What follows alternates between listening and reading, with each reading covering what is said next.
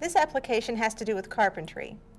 In carpentry, some pieces of plywood that are called 3/4 inch plywood are actually 11/16 inches thick. How much thinner is such a piece than its name indicates? We will solve this problem using the 5-step problem-solving process. For the first step, familiarize.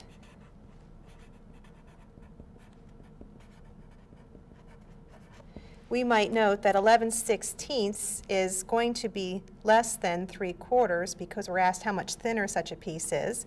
And since we're looking for how much thinner a piece is than its name indicates, we let T equal the number of inches by which the size that it's called, 3/4 inches, actually exceeds the real thickness of the plywood. Now we go to the next step of our problem-solving process, and that is to translate this situation in a mathematical language. We think about the plywood, we can think of it as the actual thickness of the plywood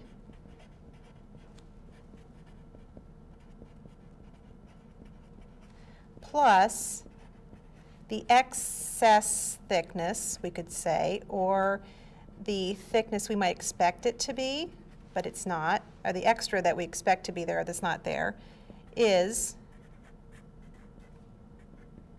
what it's named, 3/4 inch plywood. Well, the actual thickness is 11/16 inch plus, translate to addition sign, that excess thickness we called T is 3/4. Our third step is to solve the equation, and to solve we will subtract 11/16 on both sides of the equation. We have 11/16 plus T minus 11/16 equals 3/4 minus 11/16. We have an equivalent equation because we've subtracted 11/16 from both sides. This side simplifies to T, and on the right side we want to get a common denominator in order to subtract the fractions.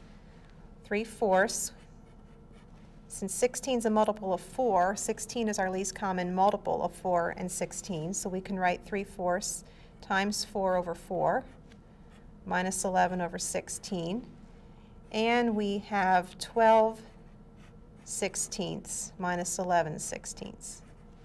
We now have a common denominator, so we can subtract numerators. 12 minus 11 is 1, and we write that over the common denominator, 16.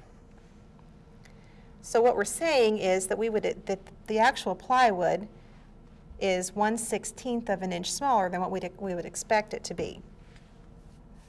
Well, to check that, which is our fourth step, we could take this thickness of the plywood and add that extra 1/16, which is 12/16, which simplifies to 3/4. And that shows that that 1/16 is the amount.